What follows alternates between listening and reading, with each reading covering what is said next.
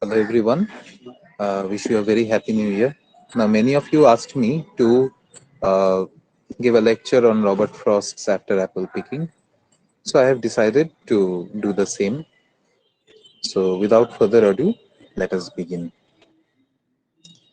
Now, After Apple Picking is a very intense poem in the sense that this poem deals with some issues which are mostly issues that are to be felt than to be read. So it is a very difficult poem to explain, but it is a poem that needs to be felt in your own psyche. So I'll try to do justice to the poem in that sense, and let us begin then. My long two pointed ladder sticking through a tree toward heaven still, and there's a barrel that I didn't fill. Beside it, and there may be two or three apples I didn't pick upon some bough. But I am done with apple picking now.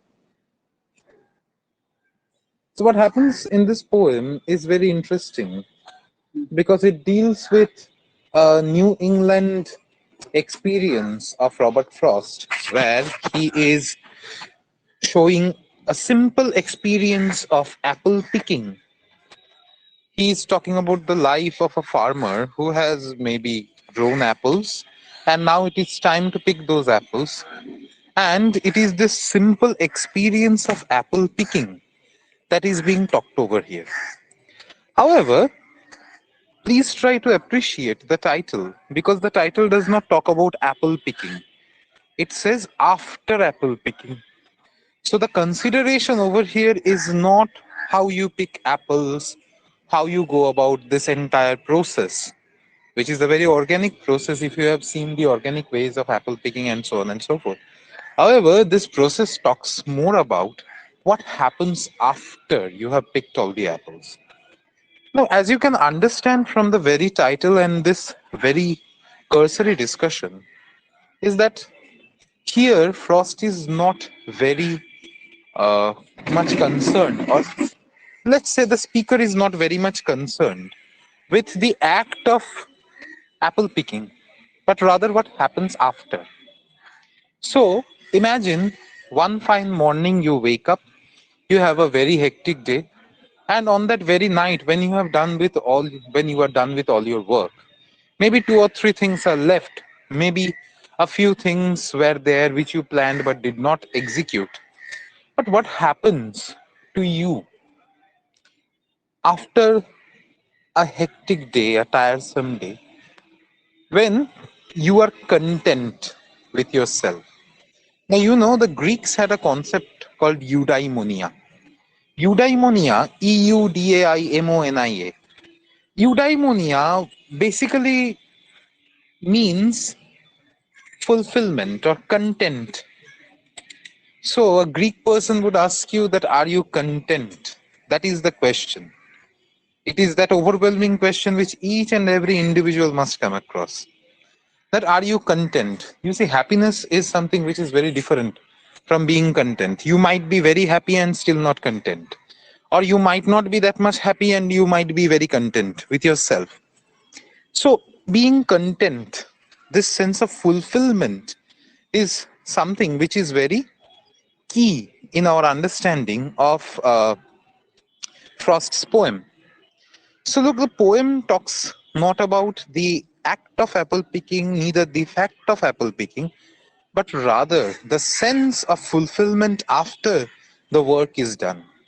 So, look, Frost begins by saying, my long two pointed ladders sticking through a tree toward heaven still. So, the ladder which is sticking through a tree toward heaven still is once again a metaphor. The ladder can be looked at from multiple perspectives, and I am sure you can think of two or three at least over the top of your head. It can be compared to Jacob's ladder, it can be compared to the motive of going upwards, and many more interpretations can be made. But what is very interesting over here is that Frost talks about a ladder which is left behind. He is done with his work of apple picking, the speaker is done for the moment, and still the ladder is left over there on the tree. So, look, on a daily basis, the efforts that we give, the efforts that we put to our work, the ladder of our success, that ladder is still remaining over there. We know that maybe tomorrow we'll go back to that same work. But for the moment, I am not thinking about the work itself. But paradoxically, the irony over here is that when you are doing a work day in and day out, that work becomes a part of you. That work becomes a major impetus for you. It becomes a part and parcel of your life. So, no matter whatever happens, you are always thinking about that same work, that one and only same work. So, you will see that, say, let's take my example. Say, since I have been teaching for so long, so no matter whatever I do right now, I feel like I'm always explaining things to other people.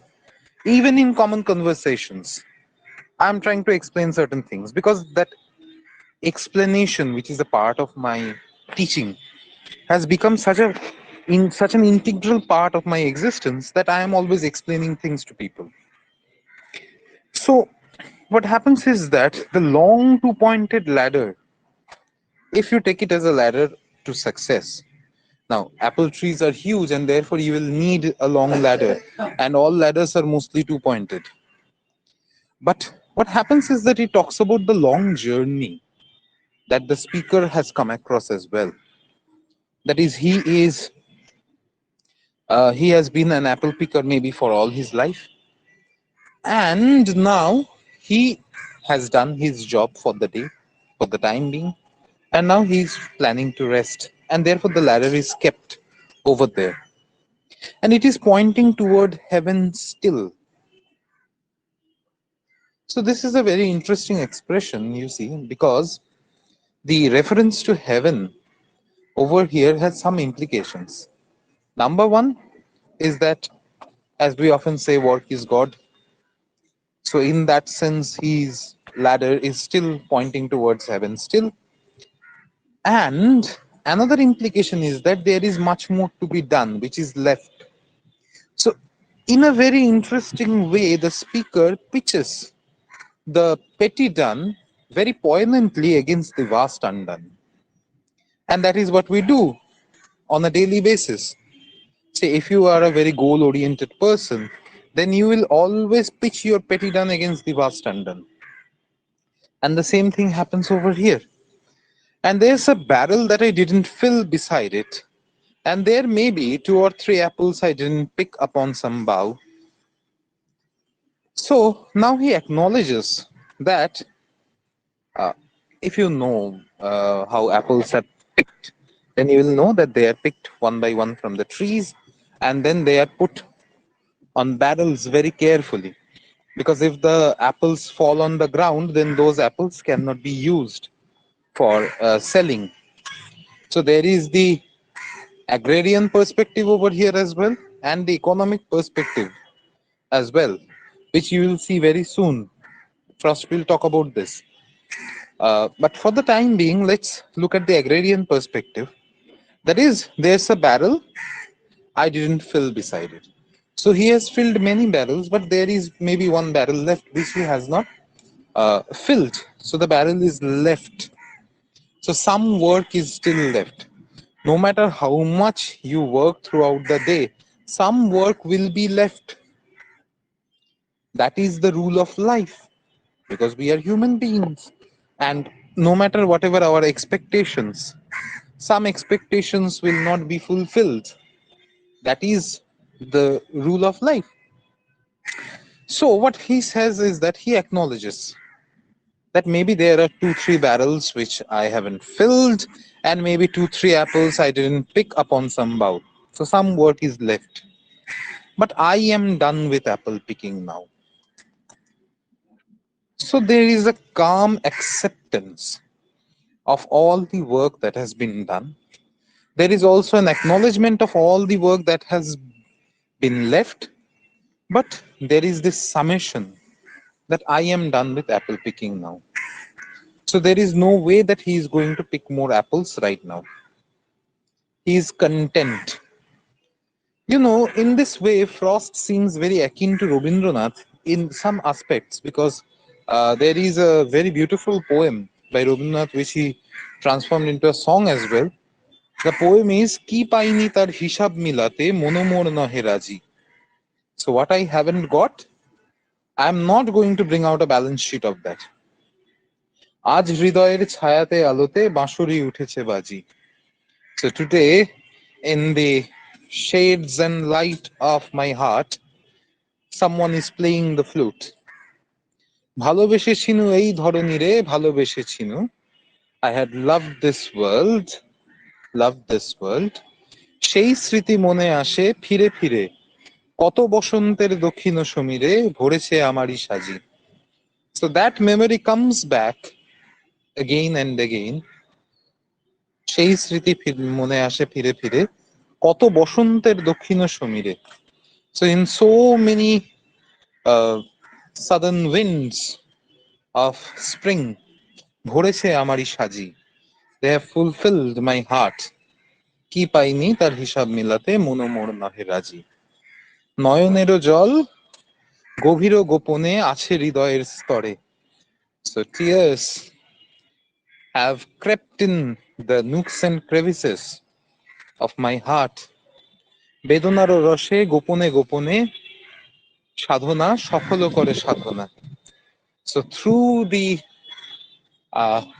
saps of pain, they secretly or clandestinely fulfill all my prayers. মাঝে মাঝে বটে ছিঁড়েছিল তার, তাই নিয়ে কে বা করে হাহাকার. But sometimes it really happened that the chords broke. But who makes a great fuss about that? সুর তবু লেগেছিল মনে পড়ে তাই আজি. Still the music was lingering over there, and that is all I remember. So কি পাইনি তার হিসাব মিলাতে মনোমোর নহে রাজি. So this same philosophy can be seen in this poem by Frost himself. And look, he says, essence of winter sleep is on the night, the scent of apples I am drowsing of. So now, since winter is here, we can very well appreciate these lines. Winter has its own essence, and there is a balmy, sleepy approach of winter to life itself. So essence of winter sleep is on the night. So night is approached, and night is the time of rest, of sleep. So the scent of apples I am drowsing of. So look, since he has worked so much for so long with apples, that even in his olfactory senses, the smell of apples, and if you have been to an apple orchard, you'll know that apples have a very beautiful smell. So those smells are still prying through his consciousness, they're overwhelming his consciousness, and he is almost feeling drowsy. So look, there is a hypnotic charm in these lines where the sense of apples, the olfactory sensation of the apples is kind of looming over his senses and making him feel drowsy. I cannot rub the strangeness from my sight I got from looking through a pane of glass. I skimmed this morning from the drinking trough and held against the world of hoary glass. It melted and I let it fall and break. But I was well upon my way to sleep before it fell. So look, this is the first important image that we come across in the poem. Before this, all that was being said was very diegetic. You had to recreate that in your mind. But for the first time, there is an image, and a very important image, a very interesting image as well. So, trough is a big glass. It's almost like a wooden glass where people keep their drinks. And on top of this glass, what has happened is that due to the extreme cold, a thin layer of ice has coagulated. Now, the speaker took out this thin glass, and this glass looked like a mirror, an opaque mirror, a looking glass as if. And through this looking glass, Frost is looking at the world. And since the glass is opaque, the vision is sporadic and oblique. It is the vision of a distorted world. It is as if Frost through the looking glass, quite like Lewis Carroll wrote once. Now, if you look through such a glass, if you look through such an ice glass, you see the world which is distorted, a world which is recreated, and a world which is fantastic. And he looks at the world, and the grass seems hoary. So even the green grass would look very hoary through it. But since it's winter, so the grass is already hoary, that is, it is dried up. So what happens is that it is dried up, it is filled with ice perhaps. So this vision, this distorted vision, is something which is very akin to the vision in sleep. Just before you are sleeping, your vision seems very drowsy. Your thought process seems very drowsy. So look, Frost very uh, efficiently creates a manner through which he can properly describe his subject matter, that is sleep, or the process of falling asleep, and a sleep that is filled with content. So this is something very important. You see, uh, sleeping in a very fulfilled manner is a rare feat, especially if you look at it from the modern perspective, when our work life and the other aspects of our life always keep us tensed, always keep us anxious. And amid all this anxiety, a sleep of peace is something which is very, very rare and very, very coveted by all of us. So, this is a very interesting image. But what happens is that if you pick up some ice, it melts in your palm because of the heat generated by your palm. So, what happens is that this glass also falls apart, and he let it fall and break. So, he did not worry about the melting, he did not worry about the moments being, the moments fleeting away. And in this sense, Frost reminds us of the metaphysical poets who talked about the Horatian philosophy of carpe diem. If you remember, metaphysical poets like John Donne, Andrew Marvell, Abraham Cowley, and others, they uh, were fascinated with the philosophy generated by Horace's 11th ode, Carpe diem quam minimum credula postero. Seize the day, leave the least to tomorrow. Carpe diem means seize the day, and quam minimum credula postero means leave the least for tomorrow. So, in that sense, what happens is that Frost is very, very concerned with the fleeting time. And instead of now seizing the day, he is very content with the day. He knows that time is fleeting, the ice in his hands will melt, and he is not at all bothered about the ice melting, about time fleeting, because now he has secured the sanctity of time in his own mind, because he has received a peace of mind in his own self.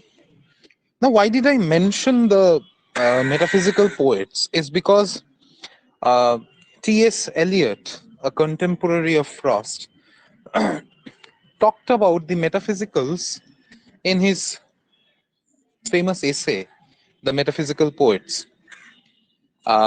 Metaphysical poetry, sorry. In that essay, Eliot gives us two ideas. The first idea is of the dissociation of sensibility, and there is not a second idea but a hint towards the association of sensibility.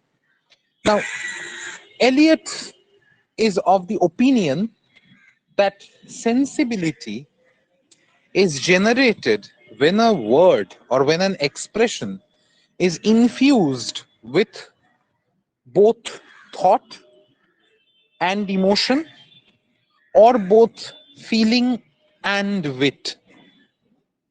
So, your expressions have to be very thoughtful, as well as they have to exert your actual emotion. In this sense, he said that look at the metaphysicals. They had the wit and they had the emotion. But then he says that look at the romantics. There was an exuberance of emotion, and the wit part was somewhere in the background. Also, look at the 18th century poets like Alexander Pope and others. They had extreme wit but very little exertion of emotion. So Eliot says that this was a sort of dissociation of sensibility. That is just wit and no emotion, or just emotion and no wit. Basically the takes away from the poetic oeuvre the sensibility that is demanded. And therefore he says that it is the modern poet's prerogative, with his understanding of the long tradition existing before him, to once again associate both the strands of sensibility and bring them together. So, in this way, what Frost does is he brings the romantic emotion and he invests it with a thoughtful exuberance. And this generates a sense of calm philosophy, a calm quietude in his poetry. And you can feel it very well by the economy of words. There is not a single word which is there in extra. There is no excess, because a person in abundance already knows that he or she is in abundance, and he does not or she does not need to give that extra.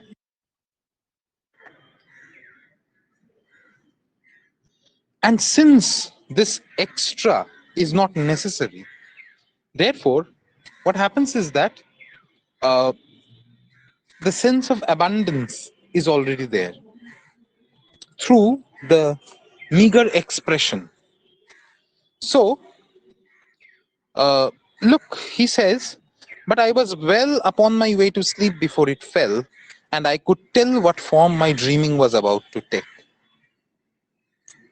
So, he let it fall because he was already sleepy, and he could already determine what form his sleep was going to tell. Because he was in abundance, and therefore he was well in control of his own physical, mental rest, and he was content with himself. He had achieved that state of eudaimonia, so to say.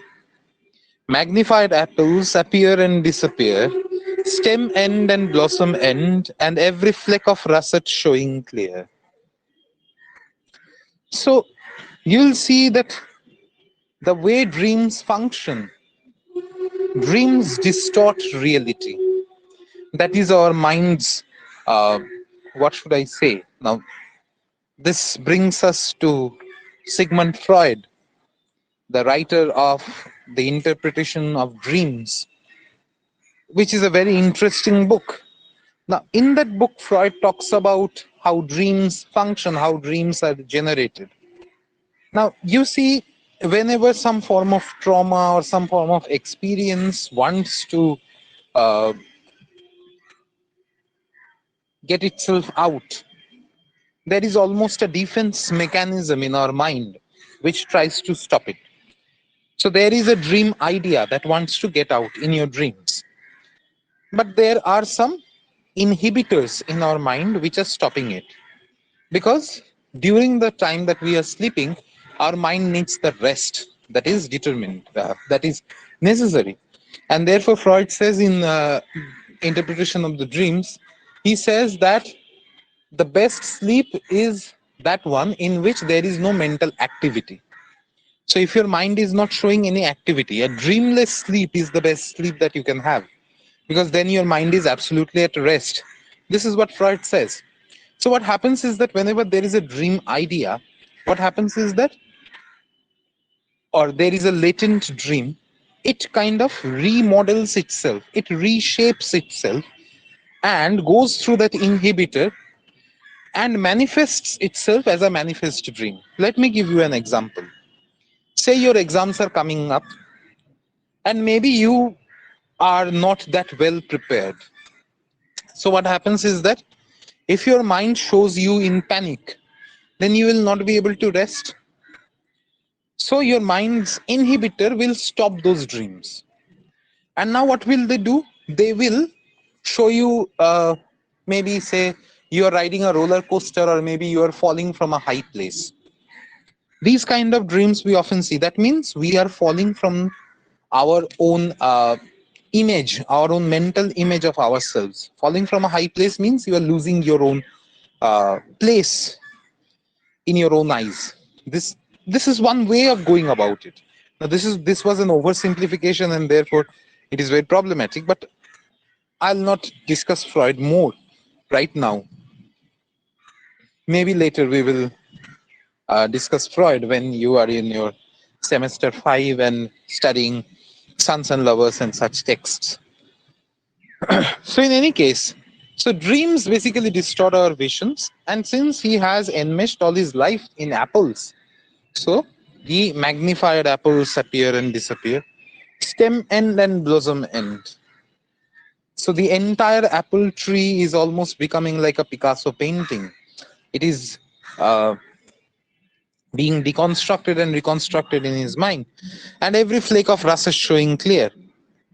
So every single speck of the apple's uh, existence is being very, very clear to him. Every snowflake is becoming very, very clear to him. And as if the vision was not enough, there is a tactile sensation in him as well. So look, first we had the olfactory ones, then we had the vision, then we have the tactile ones, and even we will have the auditory ones. And since apple is a fruit to be tasted, so there is already the taste of apples over there. So look, my instep arch not only keeps the ache, it keeps the pressure of a ladder round. So look, what happens is that you put the middle of your foot, the instep arch, on the ladder's steps. And as since you put your entire body's weight and you balance your entire body over that instep arch, so what happens is that as if the body retains the aching sensation of the apple picking experience through your sleep, and therefore what happens is that even in your sleep you are re-experiencing the event of apple picking. So what happens is that the even in sleep the speaker is going through the experience of his daily life. I feel the ladder sway as the boughs bend. So throughout his body and his mind, he's still in the act of apple picking, although he's content that he's done. And I keep hearing from the cellar bin the rumbling sound of load on load of apples coming in. So in the cellar bin where you keep the apples, there he can still hear. So look, the auditory image is here as well, the auditory feeling. So you can still hear loads and loads of apples rumbling in. For I have had too much of apple picking. I am overtired of the great harvest I myself desired. So this is a very interesting expression.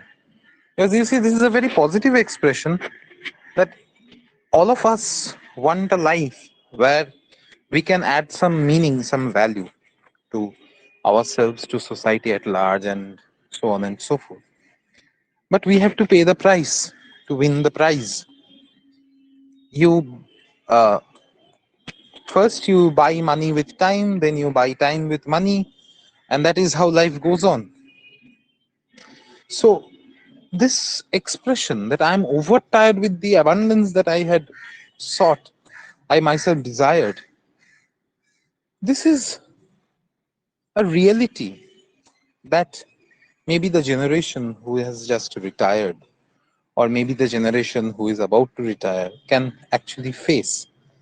So, in this way, this is a very philosophic poem, you see. It is not something that can be taught very easily, it is something to be felt. And therefore, I feel that this is a poem for all the ages. There were 10,000 fruits to touch. Cherish in hand, lift down, and not let fall.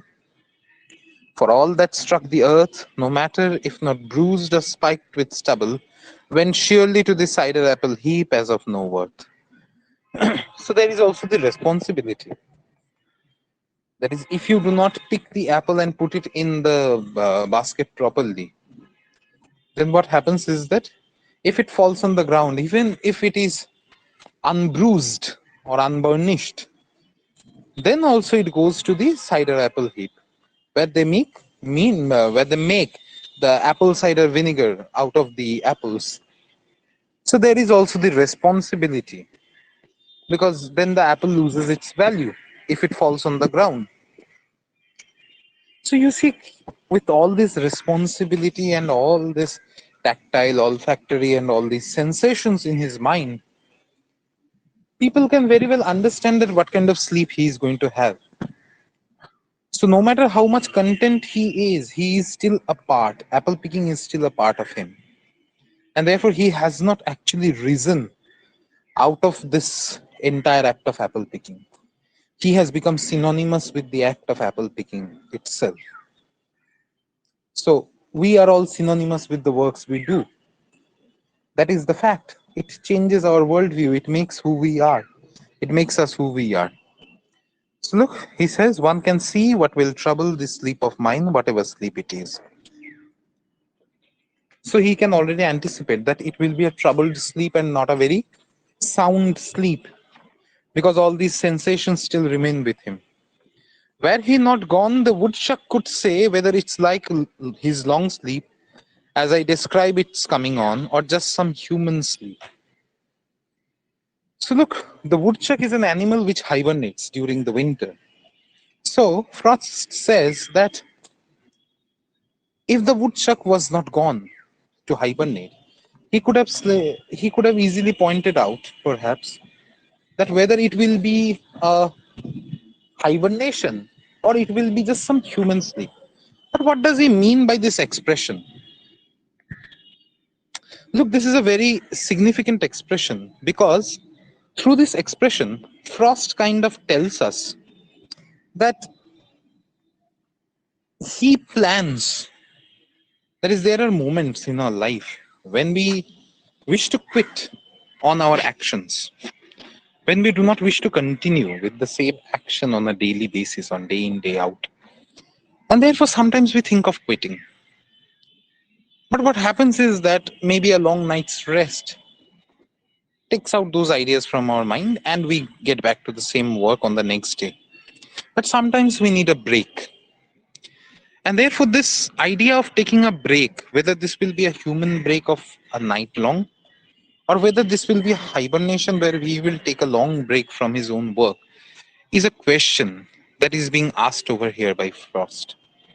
So, look, when you have done a work for a very long time and you need a break, you need a rest, the doubts, the questions, the abundance that is there in your heart, and the sensation of a mixed feeling is very important. And Frost's After Apple Picking talks about these sensations in a very interesting light. And therefore, this poem becomes even more important because it talks about all those issues together.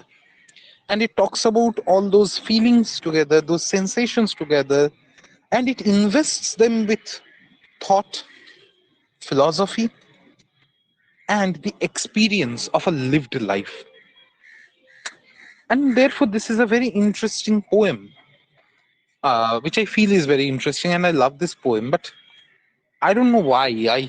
Every time I feel that it is almost impossible for me to explain this poem to the students because I feel that this is a poem to be experienced and not read. This is a poem to be felt and lived and not just read for the exams. So, whatever I understood of the poem, whatever I felt of the poem, I have explained to all of you. I hope I have done some justice to the poem. If I failed, then that's my failure. So thank you so much. And if you have any questions, put them in the comment section. I'll be very happy to answer all of them. All right. Thank you so much. Have a good day.